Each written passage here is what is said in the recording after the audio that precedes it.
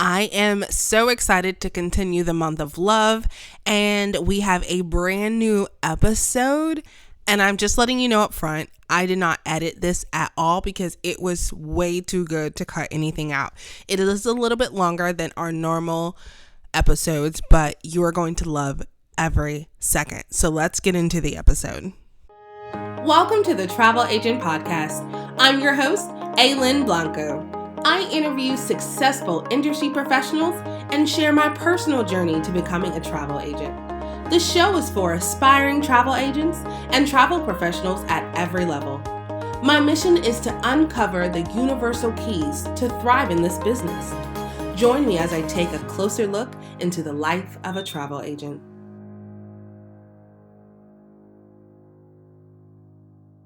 Hello, and welcome to another episode of the Travel Agent Podcast.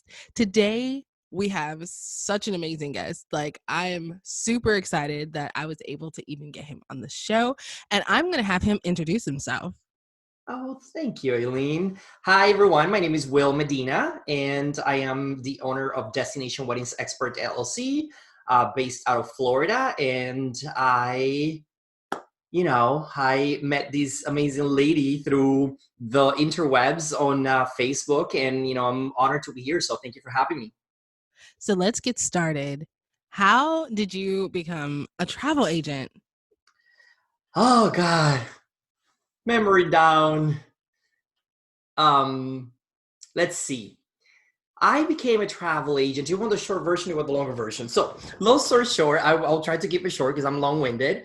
I became a travel agent kind of by mistake, but not really, and you'll understand why. So, I became a travel agent back in 2009. I was working at a call center in Milwaukee, Wisconsin, and I literally was working on a weekend. It was a Saturday. It just picked up some overtime because I needed the cash. And I was talking to my coworker, Chris. So Chris, shout out, whatever you are. And we were just talking, and he was asking me what I really wanted to do, because at the time I was 24 years old. And we were just talking about dreams and hopes and whatnot. I was working full time. I also had a part-time job. I was going to the community college. So I was busy as they come. And the conversation came about because I was born in Punta Cana, Dominican Republic, and I was living in Milwaukee, Wisconsin. So everyone that wanted to go on vacation to Punta Cana would come and ask me.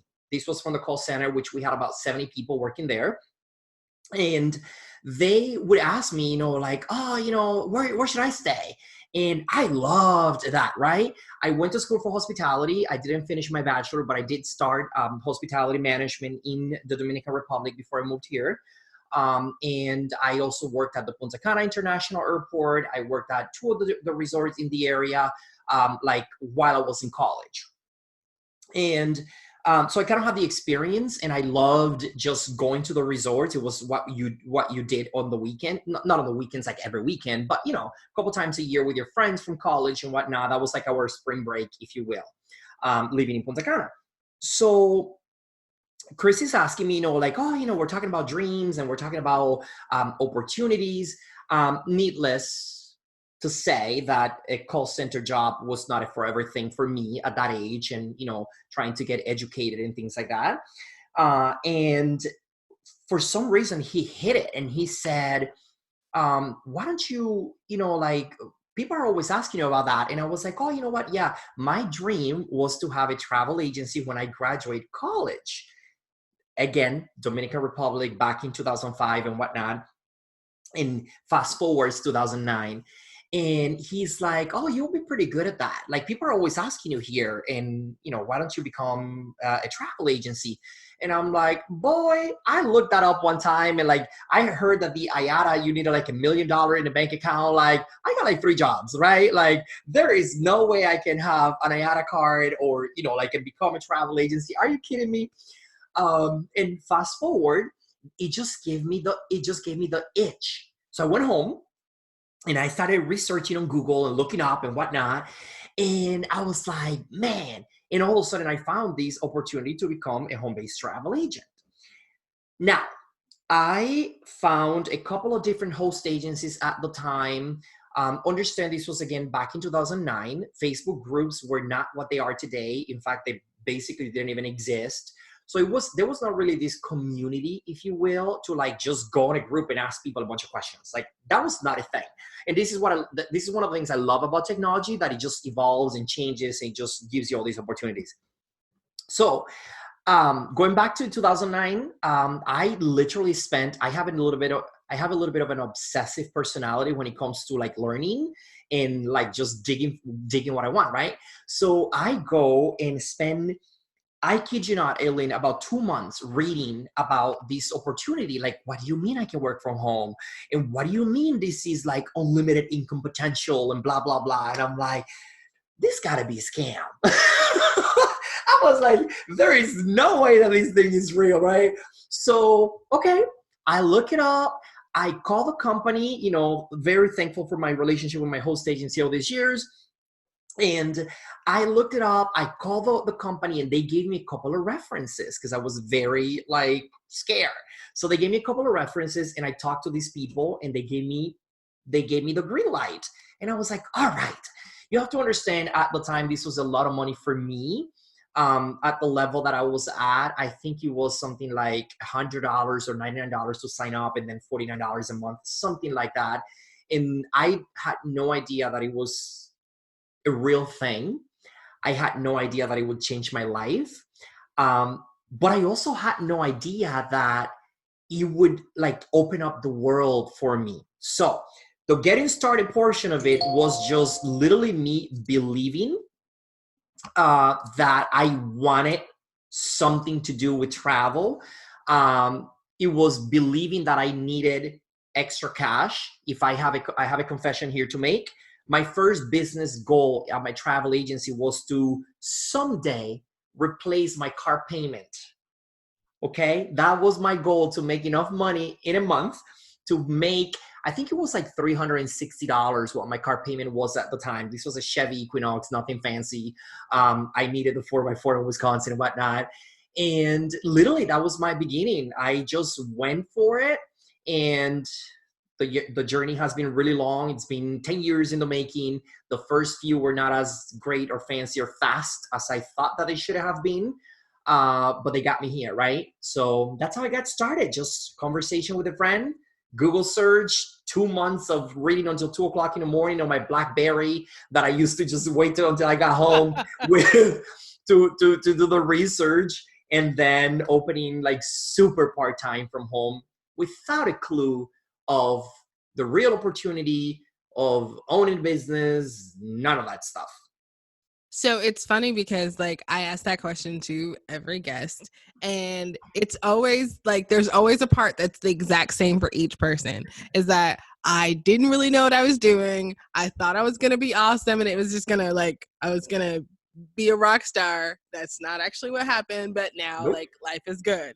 So like it's so good for the listeners to hear that, because we all go through it. Like I'm still like, I don't know what I'm doing. Like it's not going as fast as I thought it was going to go. But like you guys give us hope that like it's possible. It's absolutely possible to be extremely successful in this industry. It is super possible. And let me tell you something. I always say, one of the reasons why I do what I do with, with helping agents and sharing in the Facebook groups, and I've done this for years before I even had any kind of program or anything, just because I enjoy doing it and I believe in community over competition. I've always said this. I think I was put on this earth to inspire somebody else to know that if this kid did it, right, at the time and place where I did it, remember I was 24 years old.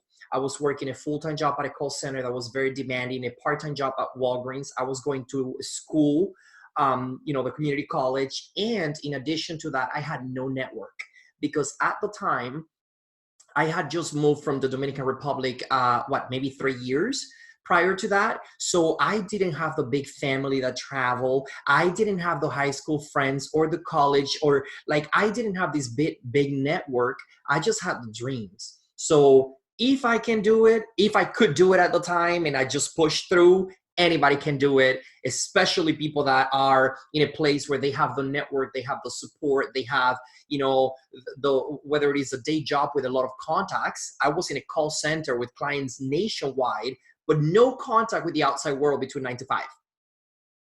So I didn't have even a lot of friends at the time. Completely possible for you.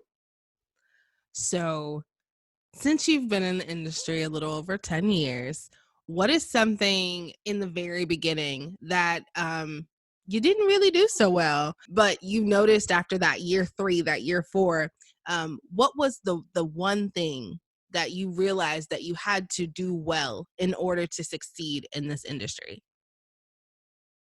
Oof, there are so many things, but I'll tell you one in particular that stands out, that I was not a good salesperson and that I didn't have to market. I would have learned much faster, right? I tried to do so much of the traditional stuff that people were telling me to do, right? Go to the bridal shows, which they're not bad. And people that know me know that I have a love-hate relationship with them, because they're expensive, and like there's a sad story behind all of that. But anyways, I was doing bridal shows before I was ready. I was doing bridal show before, because that's what some people were telling me to do. And sometimes this comes from your host agencies. Sometimes this comes from other colleagues that are in a completely different position. So I really didn't know. I didn't know what I didn't know, right? So I was doing back to the bridal shows, spending money that I honestly didn't have at the time, but I realized that I had to invest, right? To go for these 2 days to downtown Milwaukee and do these bridal shows. Well, I didn't know email marketing. I didn't know how to follow up with these people. I didn't even have much confidence in what I had to offer, to be honest with you. Right. And I was doing consumer fairs and shows, which is, you got to get the exposure somehow. But I will tell you this, there is a very, very expensive kind of exposure out there. And people don't realize that. People think all exposure is good exposure. It's not. If you're not ready, it's going to break you. I'm going to give you one example of that. One of the things that I did, two things. When I first opened the agency, one of the things that I did was I said, hey, I'm from Punta Cana. The only people I knew they were like from these hair salon that I used to go to. And yes, I did have hair before, okay, at the time. I saw your smile right away. I was like, what? So there was like this Dominican hair salon, and I used to go there. And I asked him to like let me come and do like a travel night, just like host a travel night. And I put together this group trip to go to Punta Cana, and that's how I opened my agency. Girl, let me tell you, that trip, I learned so much, but I wish I wouldn't have, because it was so time consuming to put a group together. I had no idea what a contracted group was. Therefore, I skipped all the freaking penalties and attrition periods that you could skip on earth. I gave people until the very final day of their payment deadline. So when they had already given me a deposit of $50 9 months before, therefore, when they were canceling and dropping like flies at final payment, guess who was losing money? Because at this point, there was a second deposit or whatever the case was. I didn't know this. So needless to say, I lost money on that trip from, like those deposits at the time. Apple Vacation kept them, not me, because I didn't pad my dates. I didn't know that. Aside from that, I went to this fair. There was this like community fair, and I had this table. It was like, yeah, I'm a brand new business. And like, I was so proud. And I had this table. And one of the things that I did to collect leads, which is one of the things that everybody tells you to do without telling you what the hell to do with them, it is I raffle a trip. Part of my group trip to Punta Cana, I gave away a trip on stage and all this stuff. So needless to say, that was another $1,000+ that I had to pay for her 4 nights, including flights and blah, blah, blah. So bottom line is, it didn't break me. But because I thought that all I needed to succeed was product knowledge and webinars and things like that, I didn't seek out the training, the coaching, even the knowledge of marketing. in the business side of it, right? But again, I didn't know what I didn't know, which is why you see me in these free Facebook groups sharing as much as I can, as much as I learn, as much as whenever I grow, because I knew that at the time that's what I needed.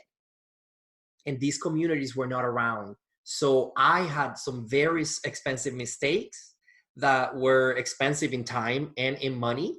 But yeah, I think all in all, I think it was just marketing. I just really wish I would have had a little bit more of understanding of what it meant to market your business, and especially an online business. Yeah, so I'm still up in the air with the whole lessons because like I feel like the lessons that I've learned from messing up stick with you. So like you definitely kind of overcome that much more quickly. And so like I'm definitely up in the air because it's like, did I really want to go through that? Like, did I really need to go through that? But at the same time, like look at you now, you know what I mean? So like we'll figure that out at the end of the complete end of the journey if it You was know, worth. people always say, "Oh, no regrets." Everything got me here. I call bullshit on that.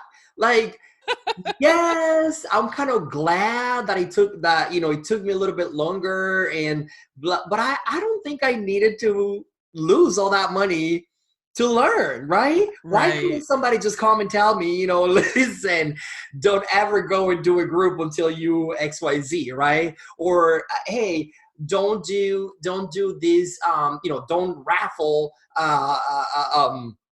the raffle a prize at an event when you're brand new and still don't know what you're doing. And this happens to a lot of people. I actually have a friend that she did this at a very, like, at a much larger scale. She worked out a deal with a radio station, which I almost did. I have another friend that worked out a deal with this golf course, and they were like sponsoring these really big things, like accounted to, like, I think for the radio station one was like almost $10,000 over like a few quarters in travel in exchange to, right? And because people call you from Yelp, from Google, and this and that, and as a new business owner, you don't know, right? So you just make these mistakes. So my point is, yes, I'm very grateful for a lot of the lessons, not those ones. I am cheap and I don't like losing my money like that. I agree 100%. Yep. So since you like have kind of gone through these lessons and figured out some things and now you know what you didn't know, what are some habits or skills or just things that you think are like two or three things that you think are absolutely necessary that you have to stay focused on your dream? Oof. To stay focused on your dream. Okay. You have to want it bad enough. Eh, To me, that's it, right? Um, Back in the days, I used to hear people say, you need to know what your why is, right? And I thought like your why had to be this really dramatic thing that you needed to figure out your life purpose and this and that. And your why can be as simple as you like money, right?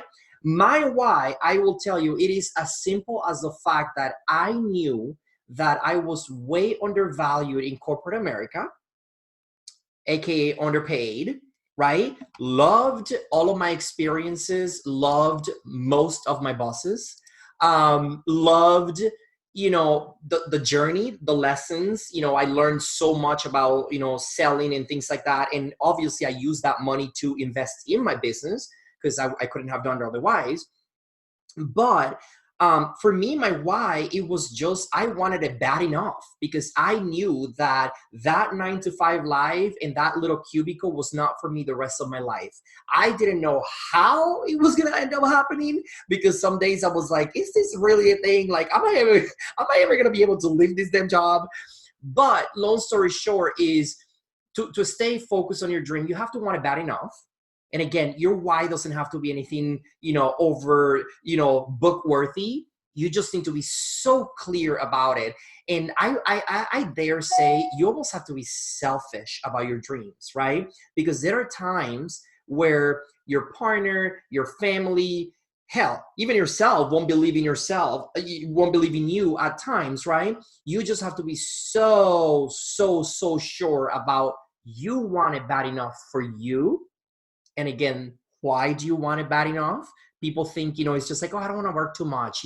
I can leave the laptop style, and I read the book 4 hours work week and whatever. That shit doesn't exist, right? You're going Right. to work hard. You're going to work ideally smart, but it is so rewarding. I left my banking job in 2015, and it was one of the most scary things I've done. But I had a plan, meaning I planned out my 1 year, because I'm the kind of person that when I leave, I ain't coming back. So the 3 months thing was not going to work for me. I needed a full year so that if something didn't work out, I could do whatever else, but not go back to that job. And I left in very good terms, and I enjoyed that job. We had a commission plan. I made great money at that job. So that's not why I left it. I left it because for me, in my gypsy heart, I wanted this. I wanted to work from home. I wanted the world to become my office. I like money. Therefore, I was completely fine with working harder for a few years to build something for me, and something that gave me the flexibility to pursue other dreams. I think the key that I got out of that really is that, like, you had a plan. I think so many people come into this business thinking, oh, like, I kind of like, I travel, so I know. And like, I'll figure it out. And I'm like, you have to have a strategic plan. Like, there has to be some type of plan, some type of goals, and, like customer goals, um, revenue goals. Like, there has to be a plan. So I love that, like, we keep reiterating like the same things, because really you follow success and there's a plan, and they've all pretty much done it the same way. You can kind of, make your own path, but you're still going to do some of the very same things. And planning is so, so, so important. I'm So going to say it important. one more time. And it changes, right? Like my plan 8 years ago was not the one 5 years ago when I was ready and equipped and eager, right? And felt prepared to leave corporate America. So your plan is always going to change, but yeah, you're right. It has to be a plan. At the beginning, my plan was to get enough money to pay for that car payment, right? On a monthly basis. And it seems so weird nowadays, like when I get some of these checks, that legit one booking could have paid for that car every single month, but it fell so far. But I had a plan. Right. You still had a plan. Or at least I had the goal. Right. The plan was to keep trying, but I had the goal. Right. So, I know that you have some pretty cool stuff going on, but I want to know, what is the most exciting thing that you have going on in your personal life and in business? Ooh, personal and business. We moved to Florida. So I mentioned we started my business in Wisconsin before, and we moved to Florida about 6 years ago, me and my husband. And this was one of those times when I was very selfish about my dreams. And basically, I said, I'm moving with or without you, because this is what I would need it to be for what I wanted to pursue at the time, right? So we moved here almost 6 years ago, and honestly, I still drive past a little place that we lived when I first moved here. That was all I could afford and whatnot. So in my personal life, we just built a home from scratch a few months ago, and that was beyond a dream, right? We had bought a condo about 3 years ago, right after we got married and whatnot. So that's kind of like the American dream, but to be able to like build your home, it's been like beyond a dream, and still finishing decorating all that stuff, but I love it. I finally have a full-blown office, meaning I don't have to share with guests because we have enough rooms. When they come, they don't have to kick me out. So my personal life, that's very exciting. And then in the business, I just love two things, right? On the travel agency, I love having just a consistent flow of clients that pay the bills, and that give me the lifestyle that I wanted for myself. I say this a lot because I feel there's a little taboo around money. I like money. And if you haven't seen me on Me Facebook too. sharing Me too. the GIF of Cardi B, like with the money, like money, and that song is like on repeat on my phone on a regular basis, right? And I say that because as travel agents, kind of like actors do, sometimes we get so caught up in the fact that we just want to help people, we just want to travel, we like to plan memories and this and that, that we sacrifice our own livelihood, our own lifestyles, and our own dreams. And it doesn't have to be that way. There's great money to be made in this industry, right? And for me, at the end of the day, I think we all can relate to this. We have had clients that you give them your everything for a year, especially my niche with destination weddings, right? You love up on them, you help the clients and whatever, and sometimes you don't get a thank you after the fact. Let me tell you something. I love the thank yous, I love the reviews, but I love to get paid first. Okay? Right? So in the agency, it's just, again, just nice to have a steady flow of income, clients that pay your fee, that value what you do. But again, the commission comes no matter what, if they don't say thank you. And then in the university, for those of you that don't know, I founded in 2018 Destination Wedding University.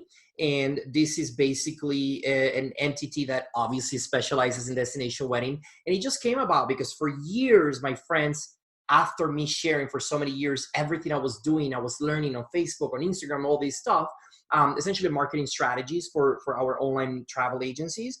Um, I had a few friends that just kept asking me, right? My friend Terry, my friend Stacy, they just kept asking me, hey, I'll pay you, I'll fly down to Florida so that you can train me and this. And I'm like, girl, I don't have time for that, right? Like, like I was super busy planning all these weddings on my own and whatnot. And I was like, I can't. And in 2018, I said, you know what? I'm gonna take on the challenge. Like, and I just like had a call with them. So what do you want? Like, what do you need from me? And when they explain, like different people, when they explain what they needed, it was basically this playbook, right? Not the nuggets that I was throwing out there, and then they didn't know how to do it in the back end, and they wanted the whole thing. So I went on a cruise with my mom at the time and that summer, and I just like literally took my notepad, which I love, and just like wrote and wrote and wrote. And the Destination Wedding Playbook was born. So that's super exciting. We've done 2 courses already. I can only teach it once a year because of my own travel agency being, 6 figures. And so I do it once a year. It's a mid-sized group. And we teach the class for 4 months. It is so much fun. And I love my family. Like, if you think the tribe group is fun, like in the playbook, it's like nuts in there, right? 24/7. So that's very exciting. I love helping, motivating, inspiring people, but I love even more being able to empower someone to say, this is what I did, go and do it better and monetize the heck out of it, right? And get your life back because you don't have to work 24/7. And I think we have close to 90 graduates already of the Destination Wedding University. And what is really exciting is that it's opening again now in Q1, February 2020. The next group it's launching. So it's just a whole bunch of new people that I get to nurture, support, help them overcome their fears and just become rock stars in their own businesses, right? Not under a hose, not for this, not for that. Like, here are the tools, here is the mindset, here's the playbook. Go make some good money.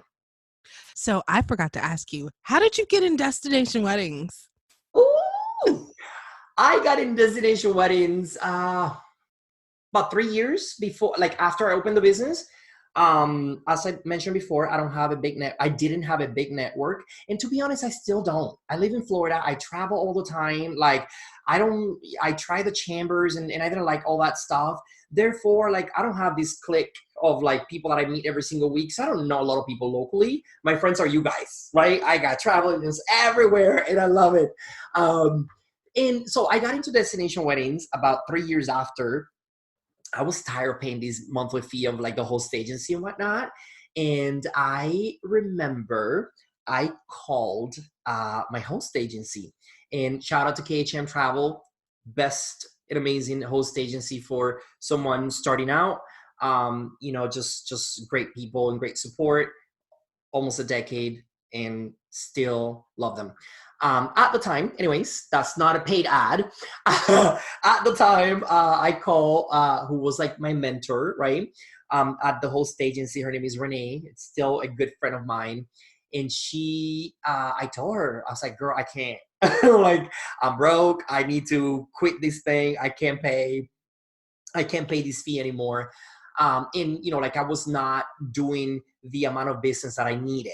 I had clients. I did groups here and there. I was doing a lot of honeymoons at the time. That's what I was specializing in. So I was working so much, Aileen, that the little money I was making, it was not enough to justify going to conferences, going on FAMs, and working every single night after I got home. So it was not that it was not making money, it was not profitable enough. Okay. Uh, and I called to cancel. And she was like, oh my God, you're so good. And I'm like, I don't know. I can't find these clients, right? Also, let's note that I started my business in 2009, right at the recession or after. Who does that? Will Medina, right? Because I don't follow rules, right? But anyways, 3 years later, when I talked to Renee, she's like, why don't you specialize in destination weddings? And I was like, girl, no. I already went to those bridal shows and I spent all this money and nobody called me back. I ain't doing that, right? And she's like, no, but listen, this niche is booming. This was around maybe 2011, 2012. This niche is booming, blah, blah, blah. Why don't you try it? And I'm so grateful. She basically did like this, gave me a break on, like the monthly thing, like let's freeze this for a little bit. Let me talk to the owner, my friend Rick. And I was like, okay, fine. And I was like, what do I have to do? She was like, well, just specialize in that. I was terrified of that word, like of picking a niche. I was like, what? Like, no, like I will book whatever. I was helping people with car rentals, Disney, and of course the Dominican Republic. And I went ahead and said, you know what? I got this. And I printed all of these freaking business cards from Mr. Print at the time and changed my company name. And all of a sudden I was Destination Weddings and Honeymoons by Latimer Travels. It was like this long, right? Like 6 inches long name for those of you that are not seeing this. And I just went for it, right? At the time, there was one training, and I believe it was part of Travel Agent University, which is, online that you do like these free courses. Girl, it was about 2 hours long, and I got a certificate for it as a specialist, destination wedding specialist. Don't get me started with these titles, but I got this degree for that. I mean, this diploma, whatever certificate. I blasted it all over social media. I posted it on at the time it was just Facebook, and I just all of a sudden I said, you know what? I don't care if people forget about what I do, like anything else. But I want them to remember that when someone gets engaged and they say destination wedding or Dominican wedding or Mexican wedding or whatever it is, I want them to think of me. Forget about Disney for me. Forget about cruises. I'm not a big cruiser myself. So I was like, I am going to go deep into this, like with both feet, right? Into the niche. I feel like almost as a need. Like, of course, I needed the other 3 bookings I was making every month, but if it wasn't going to be enough and I was ready to quit, I needed this thing to work or I was going to say goodbye. And literally that was just that was the beginning of it. I started doing like my first one came from like a local recommendation, and then I went to another bridal show, and then like it was like every year it was like 1 or 2, because again, now I was not just one of the, in my eyes, the 5,000 travel agents out there saying that they book whatever. I had a very specific offer to make. I had a very specific problem. So I just went for it, and it's been the best thing ever. Obviously, I didn't stay with my 2-hour free certification, guys. I kept training like crazy, and I kept learning, and then I joined DWHSA after when they first came out. I'm one of their founding members, because I was like, oh my God, yes, something else, right? And of course, and then I just built relationship with some resorts, and I never stopped. And they have become my life. I freaking love destination weddings for all of the reasons. I have my own destination wedding in Mexico. They make you fabulous money. They book you a ton of rooms just by selling it to one couple, and I just love everything to do with them. Everything. That's amazing.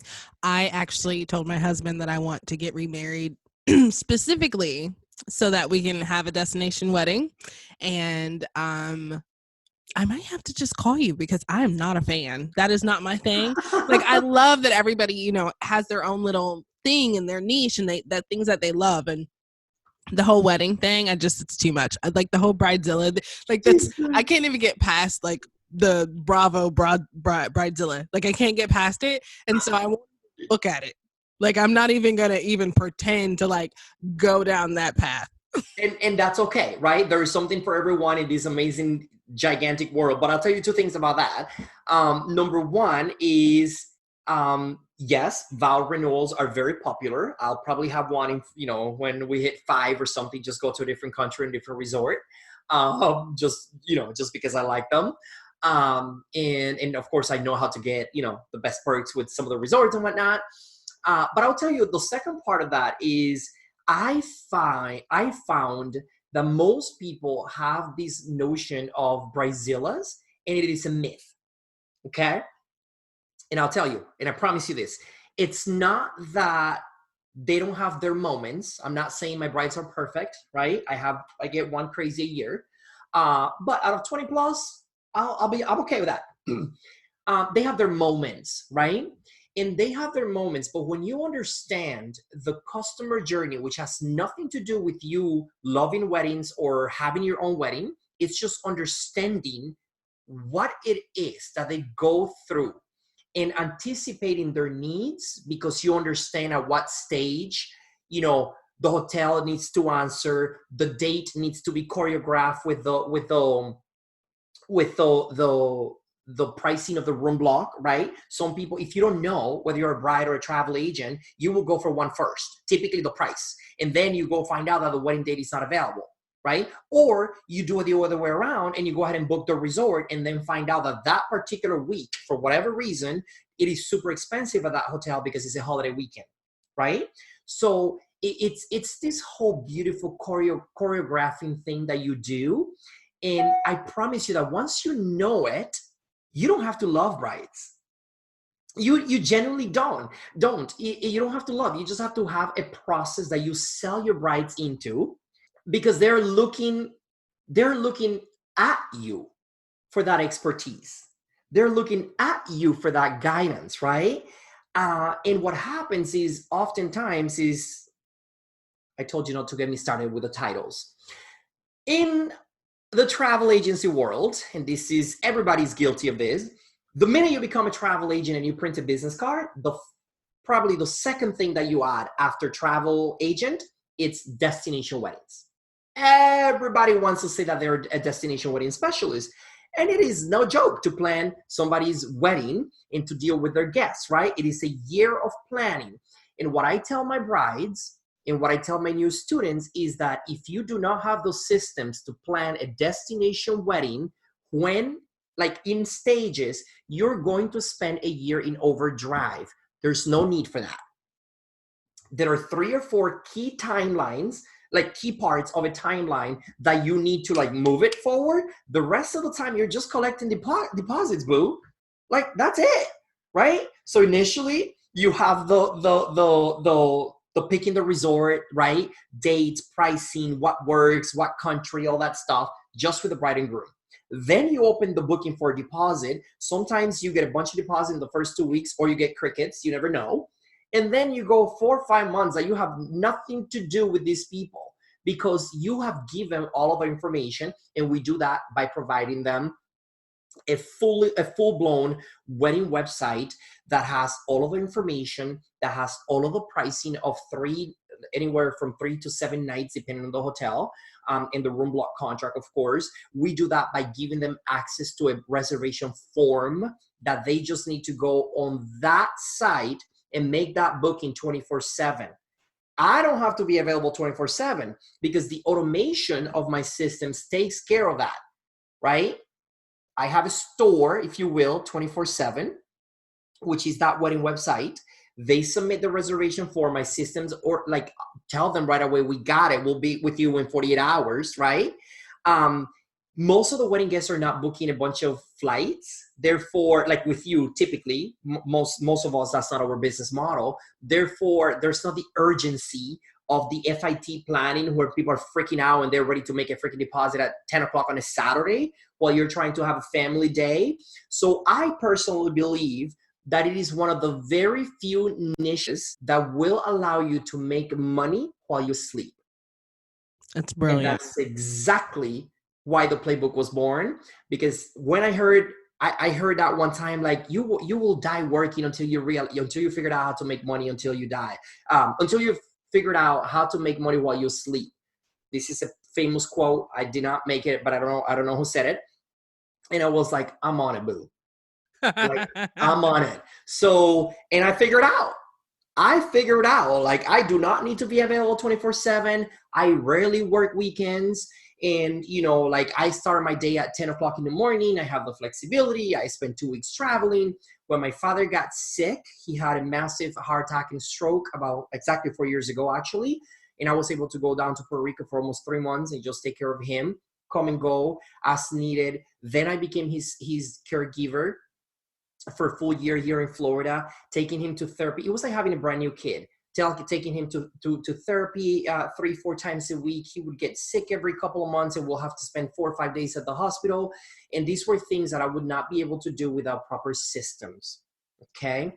Don't confuse systems with automation, because people hear me say automation often and just think about the tool and they think one tool is going to do it all. But if that doesn't sell you in the fact that you can handle a Brazilla and anybody else can, as long as you come prepared, otherwise both of you are struggling at the same time because you are on panic mode for a year and she is on panic mode for a year and you don't know what's coming next and how to chill. They have an answer to you in a week. It's okay, right? Then there's no process. But if you have a process, I promise you, your brides will have moments of panic or stress or sticker shock or whatever with life and their family, stuff like that. But you will be safe 95% of the time of that. You'll be free from Brazillas. So I don't know if all of you heard all of the nuggets that just came out, but we're talking about planning, processes, systems, and automation. Like he's got the whole thing. So just, if you have to, back it up, pause it, listen to it again, because there's so many nuggets in this entire interview. Like I'm going to have to listen to it again. Well, thank you. So where can the audience find you? I'm in the grams, so I love Instagram is my jam.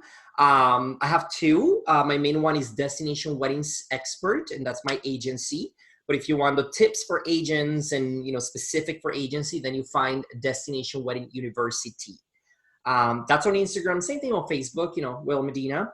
But if you go to my main site, willmedina.us, that will give you everything you need to know and find me. It has the links to the Instagram and Facebook. And it also has a really, really handy guide that I created, which is basically the meat and potatoes of the Playbook workshop, completely free. And it just basically tells you all the nuggets that we just talked about and how you break those down in 4 different parts to build your group business. Because remember, and I love this one, and this one is my quote, not like the other one. I always say this to my students: the wedding is the hook, the group is the benefit. I love it. You're not in this because you wanted to be a wedding planner, right? You are in this because you wanted to book 25 rooms with one couple, or 50, or 70, or whatever the case might be. So again, that's Will, WILL, Medina.us. Maybe you can say it without the accent. And that will give you that will take you to my cyber home in the world. And all of the information will be in his blog post, so you can just click on the link, make it super duper easy. Well, you have been an amazing guest, and I knew you would be. So I'm so thankful that you decided to come on the show. Thank you. Thank you for your patience while we worked out dates and stuff like that. I know we got sick and we had to reschedule and things like that. So I was not ghosting you.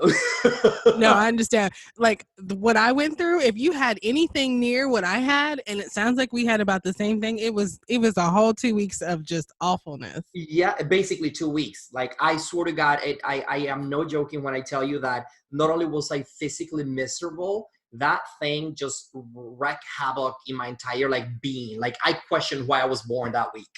Like it Me too. was so bad. But anyways, we made it. Thank you again for the opportunity and for just letting me chat. I love, love, love, love anything that is travel agent related, that can help inspire someone else, that can help us understand that your level of success will never take away from mine and vice versa.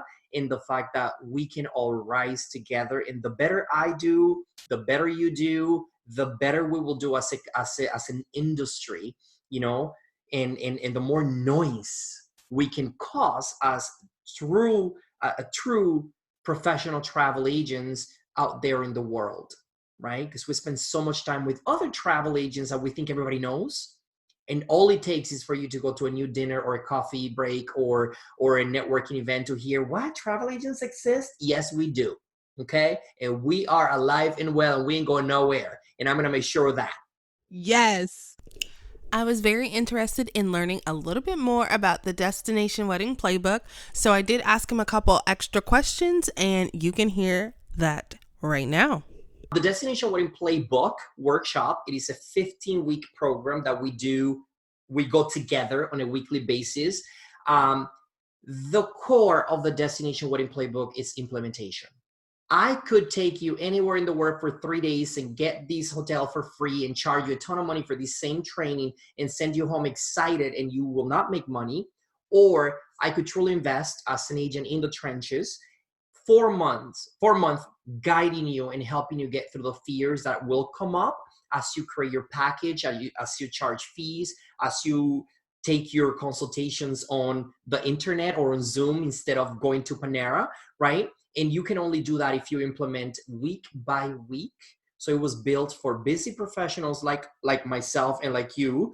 And it is for people that really want to implement. So the launch of the playbook, it is open enrollment. February 24th. I repeat, February 24th.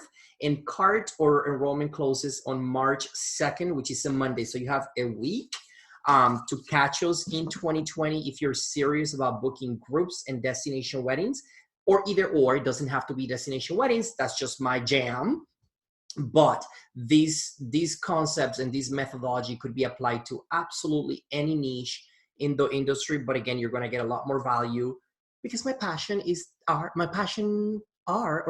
destination weddings. So I love it. And hey, it's February and I'm talking about, the month of love. What better way to talk about love in February is destination weddings? I mean, come on. So we're winning. Yes. Winning. And don't you forget, yes, it is the month of love, but for those of us that are into romance, travel, or destination weddings, engagement season just ended, which means we had millions. I think it was over 1 million people that get engaged. No, I heard over 1 million people got engaged on Valentine's Day. Engagement season means that 80% of the couples get engaged between Thanksgiving Day, which is November, through Valentine's Day. Guess what they're doing right now? They're busy planning. They're researching most of all because they get super overwhelmed, especially with destination weddings because they're so complex. They're overwhelmed. So you can be ready in a matter of weeks with a landing page, with a consultation system, and with a package and with a fee to start taking on these couples.